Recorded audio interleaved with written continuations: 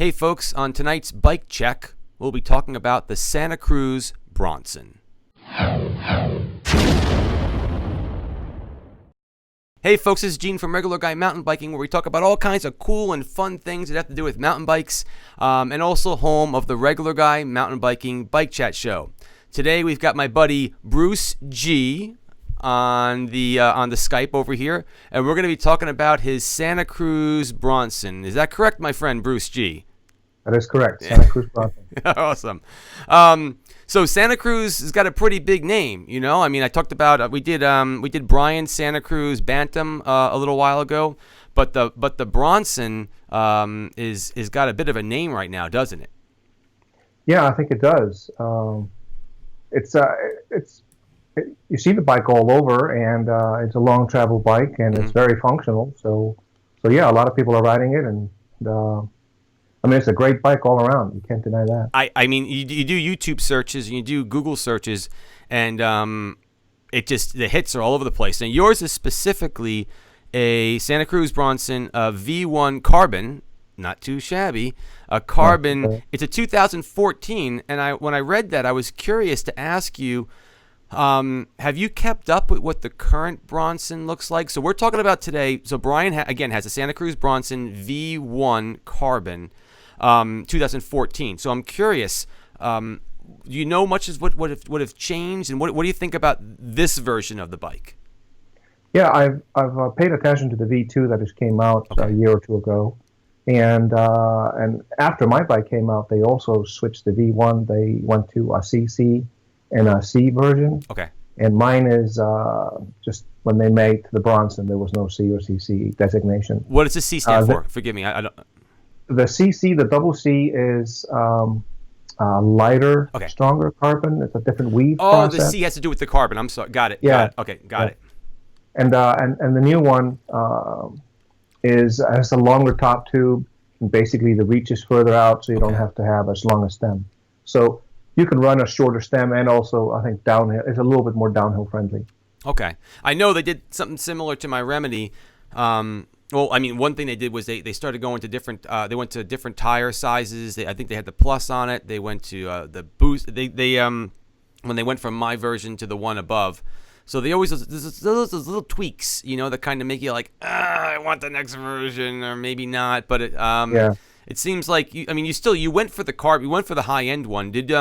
Well, before we get into, I always ask what kind of rider you are, because now we're going to start getting into the technical stuff, and I want to make sure that when we talk about a part and how it functions for you, that it's applicable to your style of riding. So what kind of rider do you feel you are when you use this bike? So this is my all mountain bike, with a focus on downhill and having fun and getting a little rowdy. And that's what this bike is intended for. I have a 29er for the leisurely cross country, take my time, go long distance kind of riding. Gotcha. And so this bike is, I purchased it specifically from Moab. Oh, really? Oh, nice. I had a Blur LT before this one, and it got stolen, and this was the replacement. And so I basically lucked into this bike. I tried the 5010, and I tried the Bronson in the parking lot. And I thought, well, the Bronson feels a lot better. And so I just bought it basically without really knowing what I was buying. I just knew it was Santa Cruz, it was going to be good, and we'll just call it that. And you got lucky because, I mean, well, you hedged your bet in the right way anyway. I mean, it seems like lately Santa Cruz is they're just killing it, you know? But the Bronson also has quite a name. I think isn't that what Brian BKXC is? He rides a Bronson. I thought he rides a Bronson. I don't remember off the top of my head. Yeah, he rides the V2 Bronson. BKXC does. Yeah. Nice. So that was one of the things I read over here, which I felt bad about. I asked, why did you buy this bike? Previous bike was stolen. That's tough, dude. I mean, that's. And you ride a 9er, so you're into high-end bikes, and you got a Carbon Santa Cruz Bronson, and you've got a 29. I mean, those are high-end bikes. So what got stolen on you? Just curiosity. Yeah, so I had a Santa Cruz Chameleon, which is a hardtail. Oh, I know. I was looking into that bike.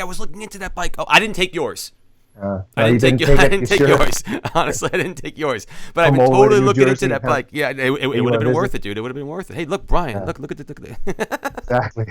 She was a beauty too. She was dark blue with some Damn. metal flake in her, and she was just gorgeous when she was cleaned up. But so Oh she got man. stolen, and my Blur LT got stolen, and I was just heartbroken, and didn't really know what to do, and Mm-hmm. walked into Fat Tire Farm, which is about the only mountain bike store here. Well, there's more now, but in Portland, Mm-hmm. and they had this Bronson on sale, and like I said, I test rode it, and I was a little desperate because Nice. I had a plan for a Moab trip with a friend of mine, and Mm-hmm. dates were all set, and vacations had been set up. So picked up the bike, rode it, and just loved it immediately. Just Good. fell in love, and Awesome. that was it. So, I mean, you picked a winner. I definitely think you picked a good bike for the style of riding you said you like to do. Like you said, you're kind of into the enduro. You wanted an all-around bike, but you wanted to be able to push it to the upper limits a little bit, and a little more aggressive. And this bike is definitely one to handle that kind of stuff. I'm looking at all the great pictures. Thanks for the pictures. Great pictures over here.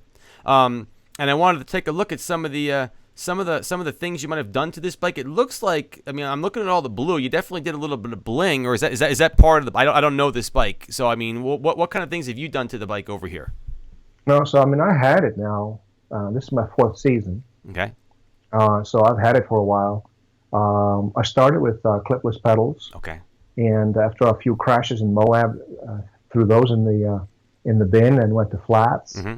And I bought some Deity skyscrapers, and they come in different colors. Gotcha. So that's when I started with the blue. And when I bought the bike, I had a choice of accenting it with blue or accenting it with orange. Okay. And the orange just doesn't appeal to me, so I went with the blue theme. And then slowly over time, if I had a choice, I bought blue valve caps, Sure. a blue cable. Whatever was blue and available, I bought it. Shove it on there. But what are you saying? Most of the bike is stock, basically? You kept most of it stock, or did you change any of the pieces?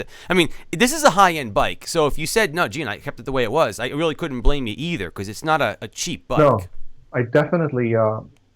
So I mean, I'm a big guy, and I ride hard. Okay. And I put probably over 1,000 miles on this bike alone every year. And as you know, that's a difficult thing to do. It's not an easy thing to reach the 1K mark. And so I have a Fox 34 on there. That was standard. Right. And that shock was just not up to snuff, not for me.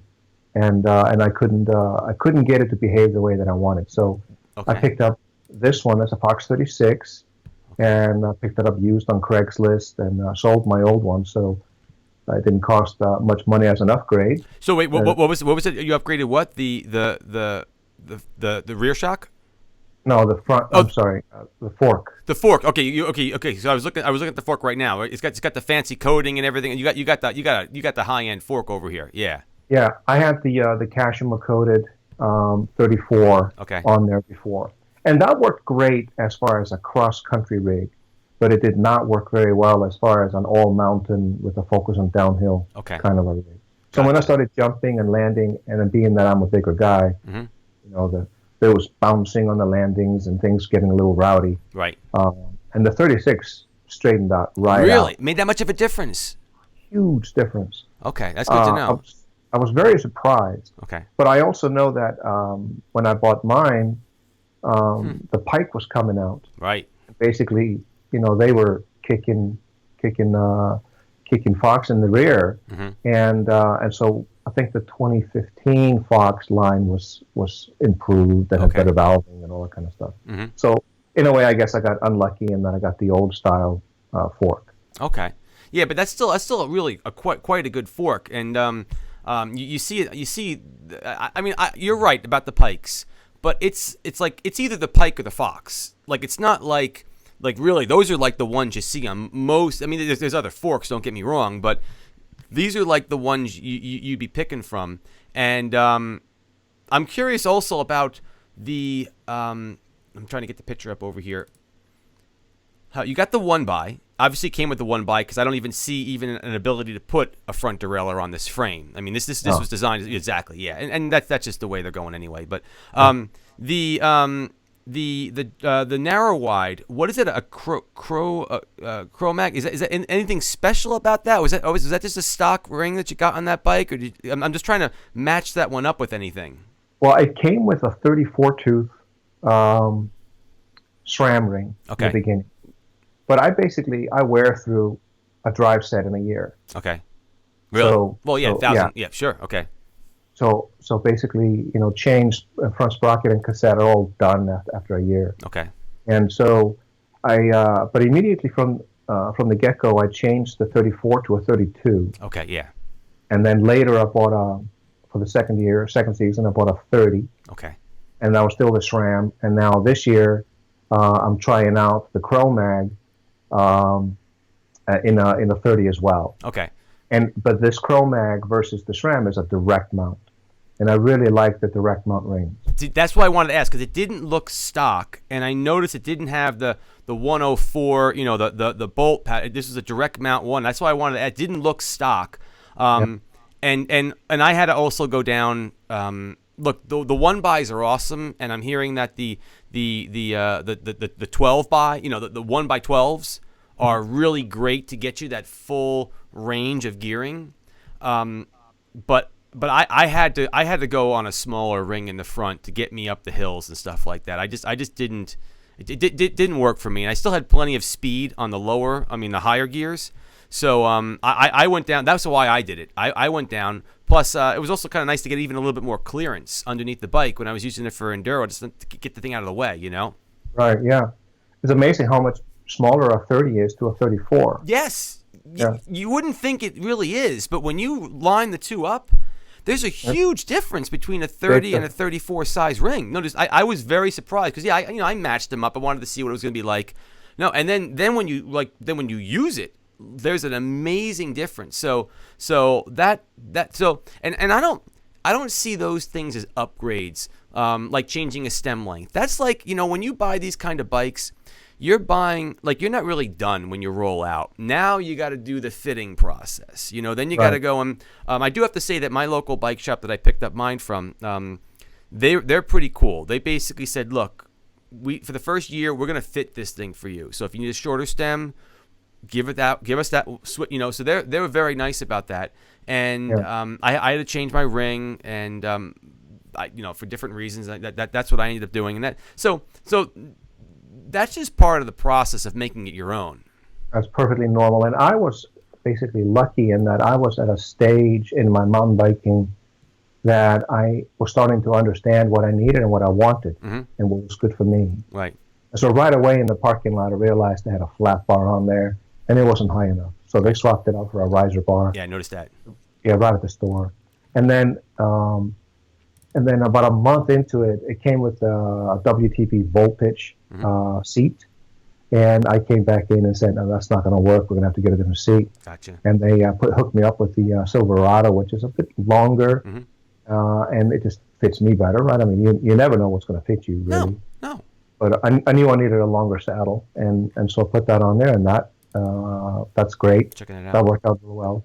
And then the stem was, I think we changed it at the store, but it's just standard things you do to adjust, because you want to find that sweet spot of when you're in the groove and you're standing up and you're really pedaling, that you're not either spinning the rear tire because there's not enough traction, and you're not wheeling it, and you're not losing control on the front. What do you think makes this bike so good, though? I mean, if you had to explain to someone, because it's not like we have to sell it because everyone likes this bike, but I don't have one. So what if anyone was into this bike, what do you think is making this bike just so good? I think that it's a combination of the low bottom bracket height and the angle, the fork angle. Oh, really? The ratio. Is it more slack? Yeah, I think the new one is even slacker. The V2 is even slacker than mine is. But it's on the downhill I have a lot of confidence, and on the uphills I can feel like I can pedal all day, and I can really put a lot of effort into the steep stuff, and not feel like I'm going to be out of control. And when you're doing the turns, if you shift your weight right and you weigh the outside pedal and all of those things, with the low bottom bracket, it just feels like it wants to do what you command it to do. Just rails it right in there, isn't it? Just rails it. And I had built on my Blur, I had built some wheels that were Hadley hubs and WTB rims, and I was really happy with those wheels. And I had finally seen a difference between your average wheel and a really nice high end, or at least a new wheel. Yeah. Then when I came to these wheels, which are Envies and carbon, I was blown away by the stability and the lack of flex that I got. So normally the bike is sort of weaving and snaking, and it's unsure what it's going to do. But this one just cuts like a knife. But these are the wheels that came with the bike, though. You're just saying that okay, gotcha. So I gotta ask. I'm sorry. Yeah, I mean, coming from the Blur, okay, which was also a flexier frame and everything, but coming to this bike where everything was stiff and rigid, it made a really big difference. Does it have boost in the back then? Because that usually seems okay. I just didn't know when. I'm not super great with the tech and the history of when things have changed. So 2014. I'm not sure if boost started then or if it. I really don't know, but I was just curious because that seems to be a major contributor to the stiffness of the rear end of the bike. This boost having the wider and I was just curious. But as far as you're concerned, this thing is solid, man. I mean, you're happy as can be. So I've broken a couple of spokes, but that was due to chain suck and normal things. It wasn't anything to do with the wheels, and I fixed that myself and.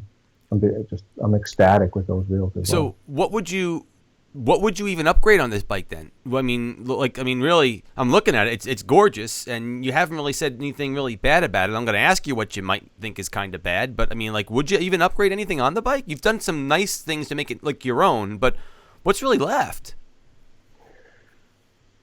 I think the only thing that I might do to it for comfort would be carbon bars, because right now I have just a regular aluminum bar. And because I'm trying to dial if I'm riding really fast and bumpy, then I can feel the vibrations in my hand and maybe the palms get numb. So that would be the only thing that I might change, really.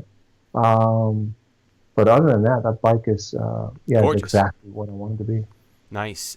Is there anything? I think this is going to be just the same answer then. I mean, is there anything you don't like about the bike? I mean, nothing's really perfect. I mean, it could be something small too. I'm just kind of curious because I haven't heard a lot bad about this bike. No, the bike definitely does well. The only thing that I have, maybe not even a complaint about, but a concern of mine is the way that the 11-speed shifts. Okay. So under load, I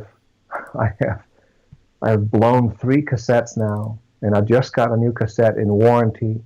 What do you mean by blown? What do you mean? You stripped it? Like, what does that? I mean, what does that mean so in context? I was in second gear, climbing a hill, and put a big push on the pedal, and I folded over 3 teeth. Whoa! You got tree trunks for legs. Holy crud! Yeah, busted that thing right open. And then, and my friends are not wearing a cassette out in a year, and I try to maintain my drivetrain as well as I can. After every ride, I clean the chain, I brush off any debris on the cassette or anything. After every single ride, really, and yet I'm wearing these components out, and I'm just realizing that I'm just having to push higher wattage, and when I'm trying to keep up with my friends. Damn, but still, I mean, I'm looking at everything like that, and I'm like. Whew. Yeah, you're putting some serious. Well, I mean, they're meant to be ridden, dude. They're meant to be ridden, and if you're going through those components, those are the components that are going to go if you're going to ride a bike, right? I mean, exactly. So it's not like I guess what I'm saying is it's not like something's wearing or breaking that shouldn't. Those are areas of the bike that are unfortunately going to go, though. I've heard more and more good things about these things supposed to have longer longevity, but it's tough because, these are kind of components too that if one goes, it's debatable if you can only change that one component, because a lot of times the wear is right. We're on the same page. The chain ring, the chain, and the cassette are one piece really. Yeah. And you can't really change one without the other, because if you do, you'll ruin a chain ring with an old chain or I totally agree. And the grooves have been set in, and sometimes you'll just get terrible performance too. The shifting and everything will just be hell because it's just they're just out of mesh now.